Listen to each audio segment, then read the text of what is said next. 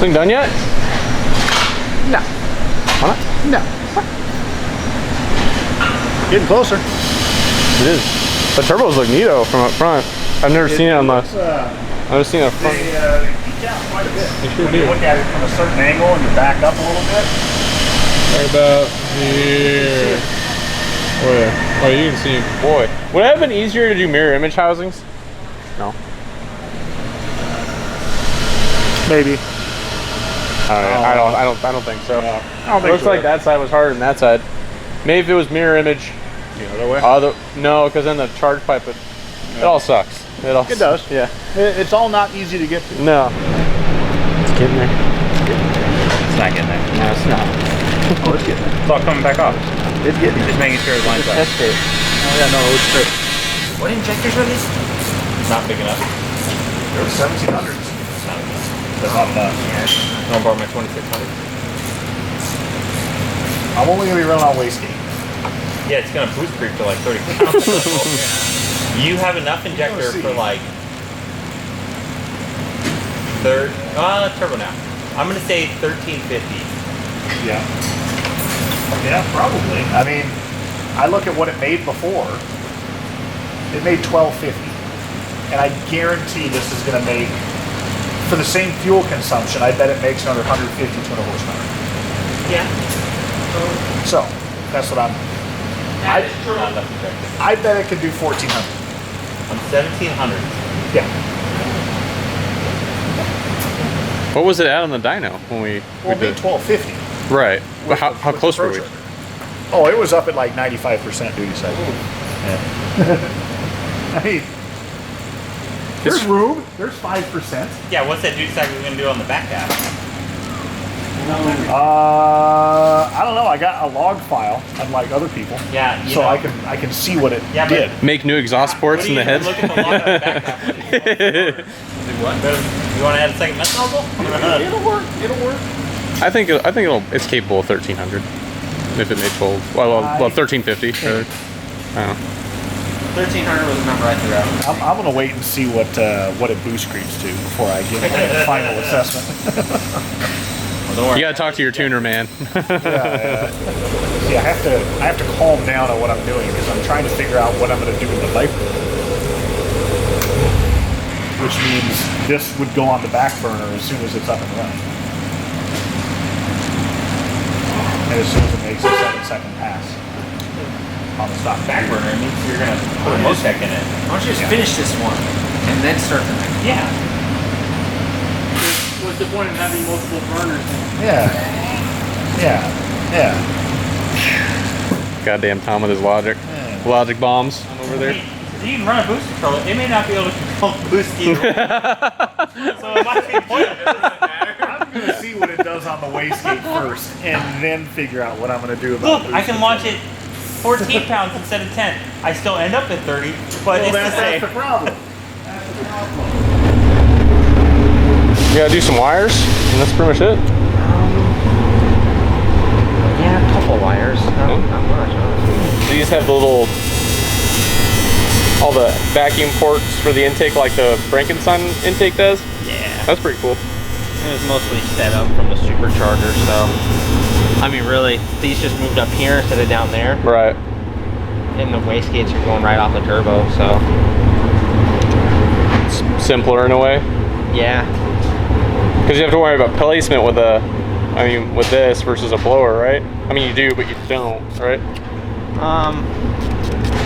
On these, Yeah. Well, I mean, just with a Yeah, turbo but- versus a blower.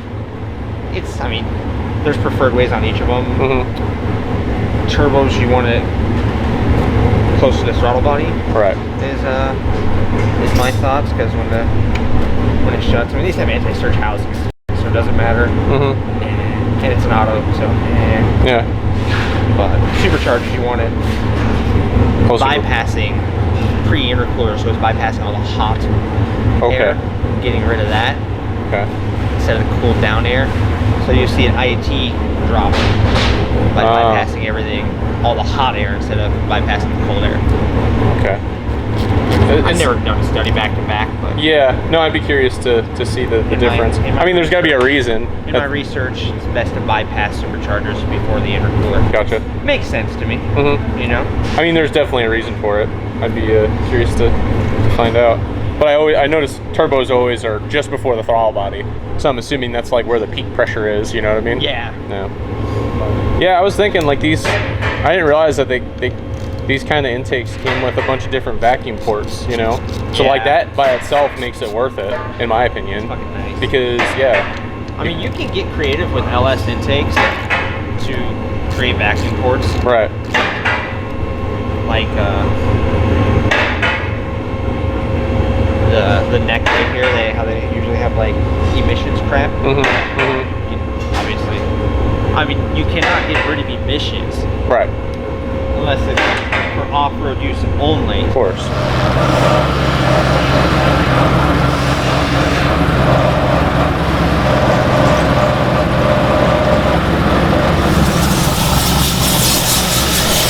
It's about 3 months worth of him asking if it's going to be done before the track rental.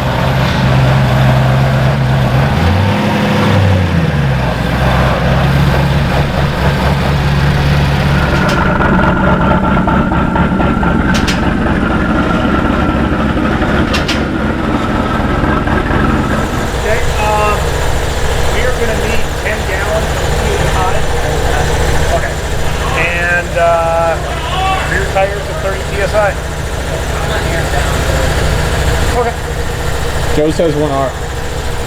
Or 1R, 10 gallons of 1R.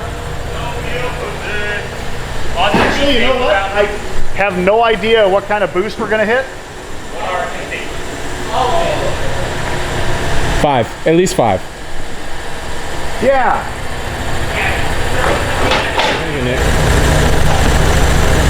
So, crap.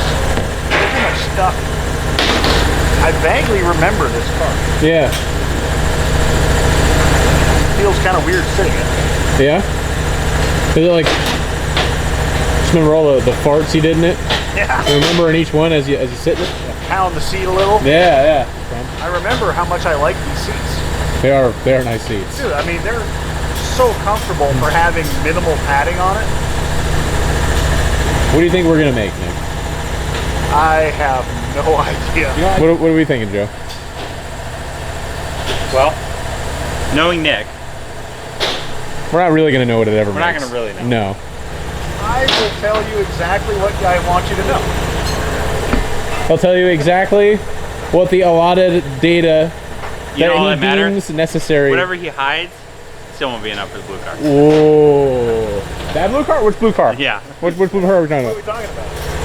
Gonna get another pick of the track with you guys doing half-mile wheelies. If he ever tells me what it actually weighs and I see a track speed, then I can figure it out.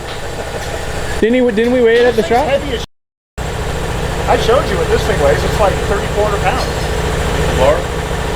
Yeah. I mean, I'm assuming with the turbo, it's going to be right around there. But yeah, this thing was heavy. So 170, so you were making like 1,300. Yep. Yep. Well, I think on the dyno, I think it did 1250. Yeah, so you probably had a little bit, a couple degrees into the track up top. I did when I was starting to get mad. I threw a couple in there. There it is. 1,500. This probably. That's a 125. 2, 5, 10. I had to make up for having to go into second gear right at 60. I was starting to get mad. I was like, fuck it. 20's a lot, Dicks. 28. Nick, what if it throws a serpentine belt? I am going to lose my. I'll catch it at the 60 foot. Be like a bouquet of flowers. All right, 10 degrees. Let's see what we got. Hell yeah, dude. How's it feel being back in? I vaguely remember what it felt like.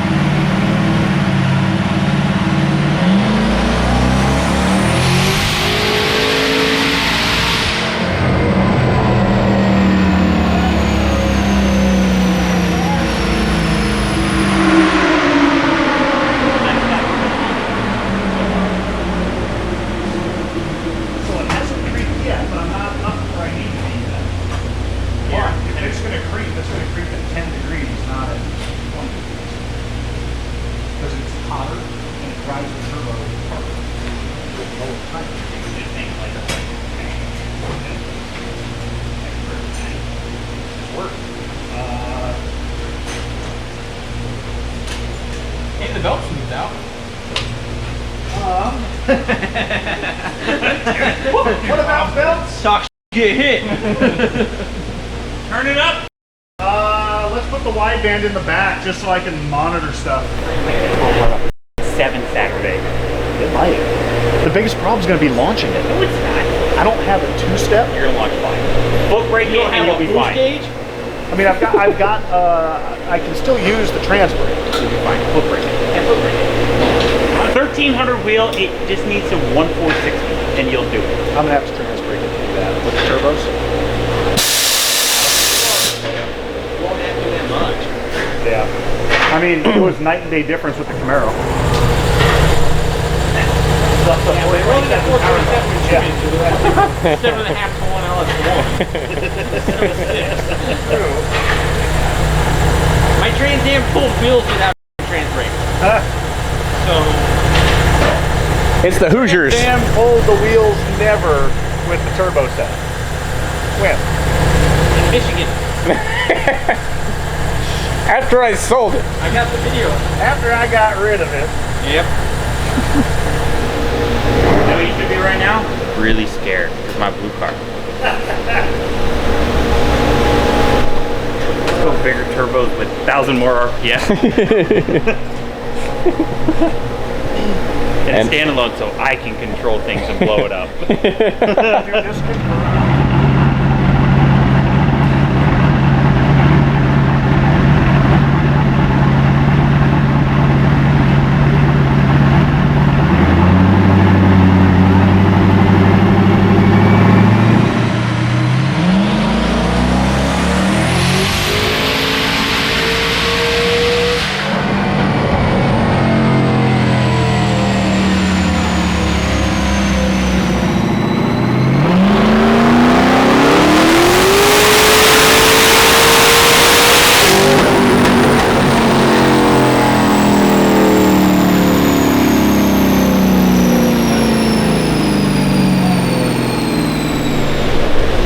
more boost, that's all. Oh, that's it? All right. Well, I can Amazon next day manual boost controller. that was a lot of work to make the same power, Nick.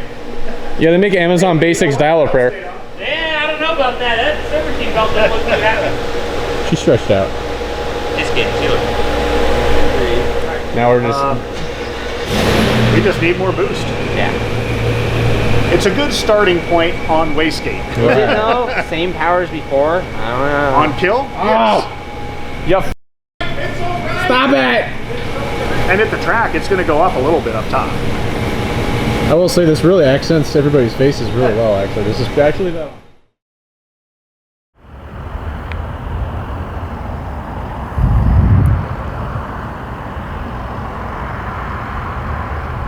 It is after the track rental we had last night. I'm sure Jimmy will start throwing in some videos as I kind of talk through this.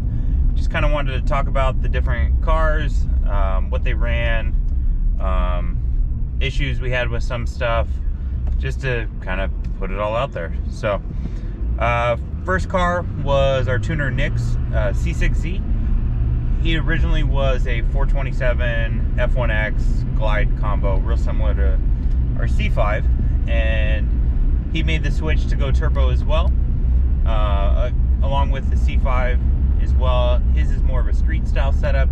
It's a low mount kit. It has Huron manifolds, and then we made the rest. So from the cold side to the rest of the hot side, everything like that. It is a Precision 6870 setup. Still the 427. We swapped out the cam for something more turbo friendly. On the dyno on 20 psi. We don't have a boost controller on it or anything because we really just want to run a 7 on the stock computer and then do a standalone, and that'll come with all that stuff. So there's no point in really buying it twice. He does have a set of smart coils on it, the IGN 1As, and he doesn't have a two-step because the Lingenfelter LNC 2000 he has doesn't have the right connector. So he's just foot braking it and just kind of seeing what it's going to do.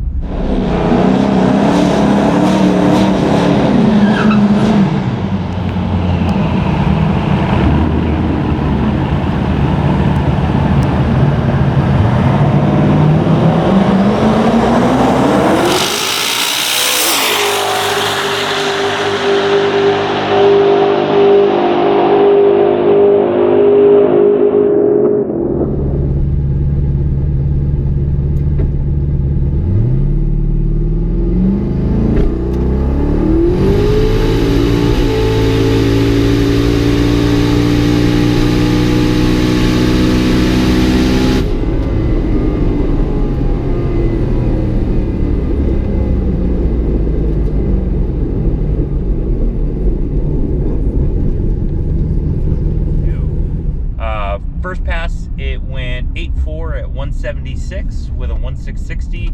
That car made right at 1275, I believe it was, through the power glide on 20 pounds of boost. So it's got the mile an hour to do the time we want. Oh, my fuel light came on. It has the mile an hour to do the ET we want and everything. It just needs a 60 foot to do it. So he was foot braking it. He left at 3,000 RPMs and he was gonna slowly creep up on it. We noticed the second pass mile an hour went down a tiny bit, and third pass mile an hour went down a little bit more. Bringing it into the pits, start listening around, thinking maybe a coupler popped off or something like that. We just can't tell. We start hearing exhaust leak on the driver's side, so something's bleeding off exhaust and not spinning the turbos hard. Not sure what it is yet, really couldn't tell.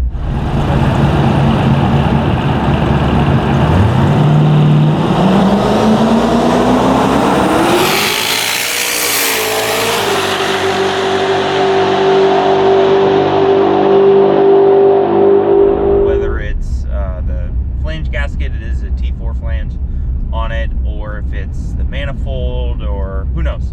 But there's something somewhere, and we'll get that figured out and bring it back out. But so far, it looks very promising for what it should be able to do. The other cars, you've got Tom, our tech. He has a 2000 Camaro, or it's a 99. Can't remember exactly. F body, 4th gen F body.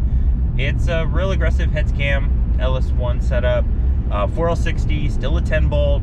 It's on a set of Dark Star wheels, has a tubular K-member in it, the typical stuff, nothing extravagant or anything.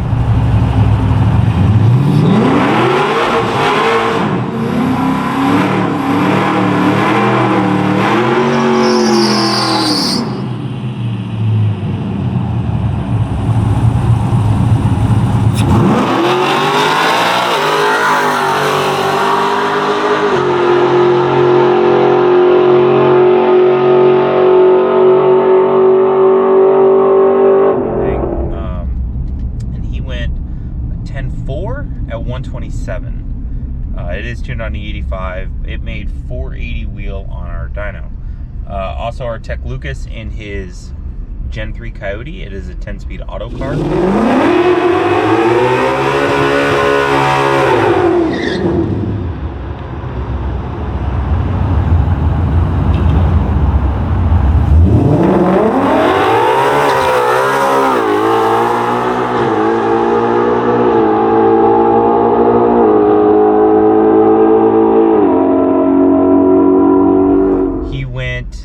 Best of 1048 or 1050 at 133. It's full bolt-ons, so Cobra Jet manifold, headers, big intake, big throttle body, E85. He is on obviously wheel tire combo. He's got a little bit of weight pulled out of it, and it's remote tuned by Palm Beach Dyno. They do all of our Coyote stuff for us. I really enjoy dealing with Rob and Ken. Those guys are awesome, and the car just works really well.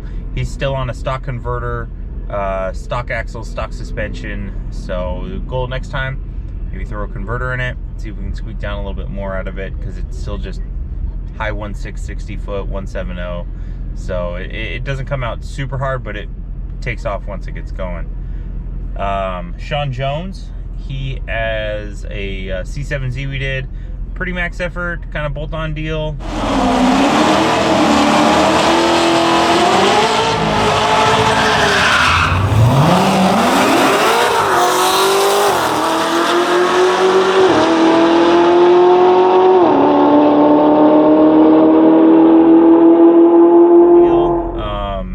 Went 9.9 at 143, almost a 144. I think it was like a 143.8. He did that on a 20-inch wheel with an R888. So coming out real easy. I mean, if you throw too much at it, they're just gonna wheel hop. They're not a good drag tire. So he has a set of welds coming. They just didn't show up in time. So we ran it on the R888s, got his 9. He's super pumped. The 143 trap, that's something that should be able to do like a 9.6, 9.7 or so, typically is what we'll see. Iskari in his ZL1 that we did, it's a TH400. Stock LT4 with an F1A94 blower.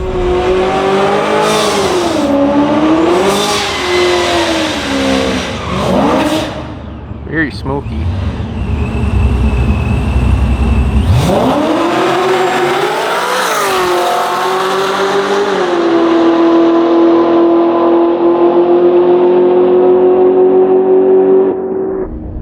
He went an 8.7 at 156. So congratulations to him. I think that puts him at 4th fastest Camaro now. I could be wrong, so don't blame me if I'm wrong. Frank in his C7Z that we built, it's a 427 F1X Power Glide combo with our air to water.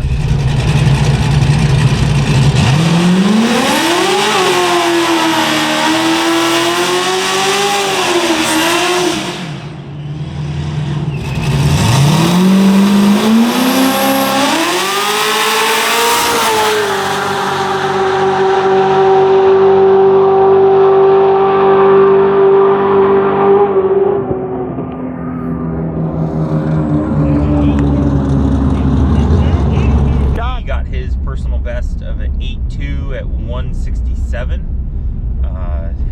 So pumped for him. It's still on a 4.5 upper pulley.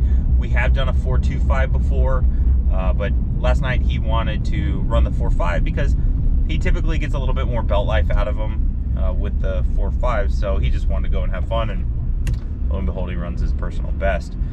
That car still has some weight we could pull out of it. It's not a gutted car or anything like that. It has a set of tilt seats, but it still has AC and all that jazz. I would like to put a set of race brakes on the front of it and do like an anti-gravity battery that should get 100 pounds out of it. One pass he got his best 60, it was in the 1.2s.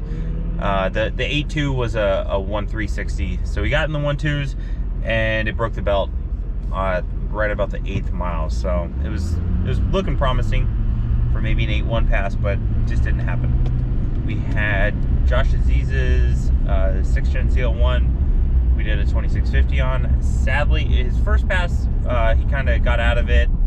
I think it spooked him maybe a little bit, but it went a 9.8 at 148 with a very, very poor 60 foot. He went back out, threw a little bit more at it, and his brand new chromoly drive shaft broke on the launch. It broke so good and shocked the car hard enough that actually the side curtain airbags.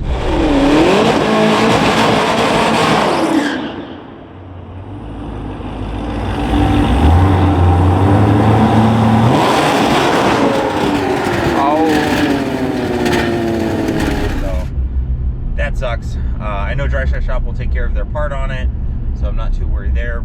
Obviously, it was a design flaw because we've used chromoly shafts in really heavy cars with PD blower and nitrous and never had an issue. So it was just a fluke. It would appear so. Eddie, our front office guy, that he finally retired. He was originally a sheriff's department. Then he started working for us. We built a bunch of cars for him, and he was ready to actually retire. His bolt-on Grand Sport, I think he did an 11.49 or 11.5 at 116, I believe was his best.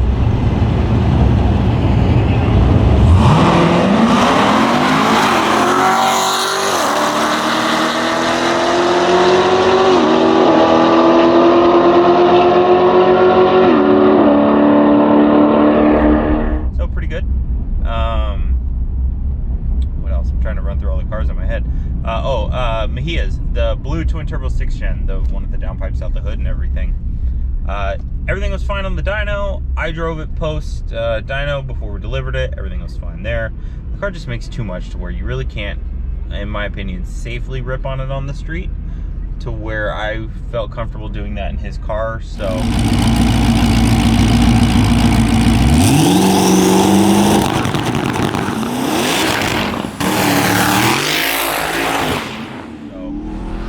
I couldn't really tell if it was breaking up. It wasn't obviously on the dyno, but he gets it back, starts breaking up a little bit in the upper RPMs under wide open throttle. So we brought some extra plug wires. I mean, 99% of the time, if it's breaking up, it's ignition related. So brought some wires, found a few of the Excel ceramics that looked a little suspect. So we replaced those, still doing it. I'm still not sure if it's another wire we're maybe not seeing. They're all really accessible, but what I've seen happen sometimes is on those Excel ceramics, if it gets really hot, almost like the rubber inside of it, it gets hot and it melts and it actually covers the contact. So it could be something like that going on. It could be a spark plug issue. We did try a different plug on this one, different heat range than we've normally done. Just wanted to see how it reacts, and it could be that. So who knows? We have had issues in the past where an old place we used to use for our high temp ceramic coating of headers, they weren't curing correctly, and they were actually causing more heat than they were holding in. It was weird what happened. We had a big batch of them that we had to redo. So I haven't had this company do it yet. It could be something like that it's getting so hot that that's what's causing the plug wire issue. But we just don't know yet, so we're gonna have to dive into that. Oh, the white ZL1 that we finished, 10-speed auto car, made right at 1,000 with a 2650. He wanted me to run at the track. He sent it on his 17-inch beadlock setup. So I wasn't expecting a whole lot out of it. It just makes too much power for a 17.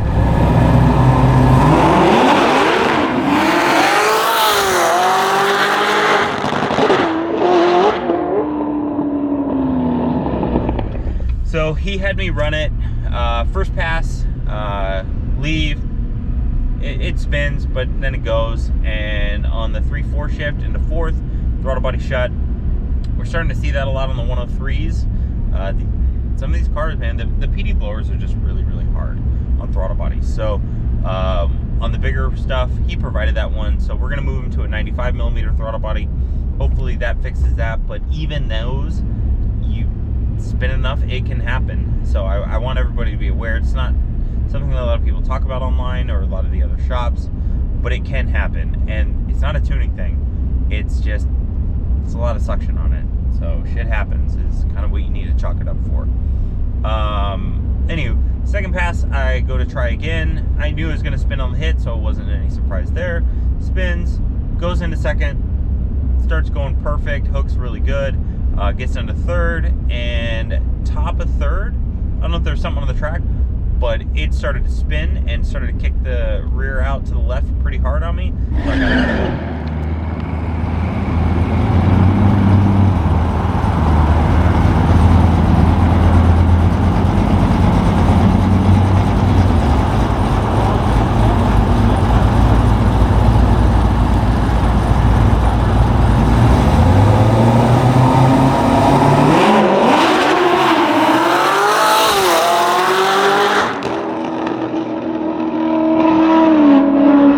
So I got out of it.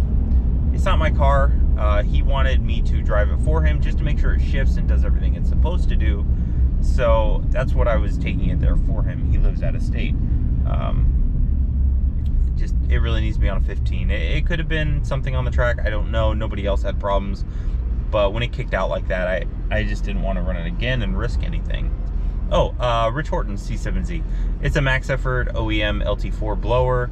That car has made a best of 830 wheel and like 880-ish torque. It's our head scan package, porter blower, all that jazz.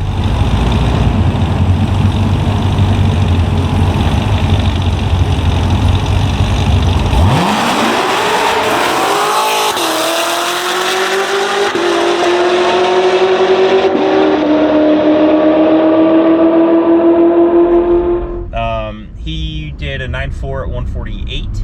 I think it was a 148.8 to be exact. He had done a 9.4 before on an 18-inch wheel, and he broke the stock diff, the spider gears, which is really common in these cars when you start launching them hard. So he was back out with an RPM diff. He had some DSS axles in it, and he was on a 15 and a front runner. But he was a little bit nervous about, you know, even with the built diffs and the stubs or the axles, you can still break the stub shaft, and it is a just inherently bad design from the factory. There's not much you can do about it. They just kind of suck. So he was a little gun shy. He just wanted to go out, have fun, not break anything, and be able to drive it home because he didn't trailer it in. So he did get a really killer wheelie though, and I think it shocked him a little bit. Hopefully Jimmy has that video. If not, I'll try to give it to him so he can insert it here. But you can tell it spooked the hell out of him, and he gets out of it. So he did good. That car realistically should be, I mean, a 148 you can run like a 9.1 with that, you know, if you launch it hard. Typically a 150 can get you in the 8s if you got a killer 60 foot behind it. So, you know, somewhere in the bottom 9s is what that car realistically should do if he's willing to launch it and YOLO an axle stub and hope it doesn't break. Hopefully someday somebody will come out with something. I mean, it's just a matter of time, I feel, because it is a common issue. People know about it. The market, somebody will try to catch up and do it. And with even bigger blowers coming, I think that's going to be the big trick is, cool, you have this massive PV blower. That's awesome. You drag race that and you're just going to break stuff because you make instantly a metric ton of torque, and there's not much you can do about that. All right. But yeah, I think overall it was a good rental. I'm excited for what's to come. Streetcar Takeover, they did call me. They're supposed to be back here in February. I think they're hammering out all those details. So we'll probably try to squeak in one more rental in January before that happens. Hopefully solidify Nick as the 7's. You know, sorry, the camera shut off for some weird reason. Yeah, Nick's car, our main goal is to get that 7 on the stock computer, because we feel like it's doable. I don't really know if anybody has. It's not something we would ideally want to do for a customer because it is nice to have those things in the background kind of protecting you and watching like fuel pressure, make sure that's still good, the entire run oil pressure, all that stuff. But we want to do it to say we did it, and that's really all there is to it. I hope you guys enjoyed this. I hope you enjoyed all the track rental stuff. I really appreciate everybody that's watching our videos and has brought us your car to build or tune. If you have any questions on any of these cars, you can email me, joe@cordisperformanceracing.com. I'm pretty active on forums and everything. You can message me on there as well if you're looking to have us build your car, to be able to do some of this stuff. We're really big on build it and prove it and show what it's capable of, so that's our big thing. If we can help you out in any way, just give us a holler. I really appreciate everybody watching this stuff. If you could, man, it'd really help us out. Subscribe, hit the like button. I know we've never really said that, and it's pretty YouTube cliche, but it's nice. It does help kind of spread it more and everything like that. So if you could share this on your own social media, hey, give us a follow. I really appreciate it, guys. And I hope you like the heat wave shades. I know they're kind of bro-ish, but they're fun. Who cares, right? Do what you like. All right, take care.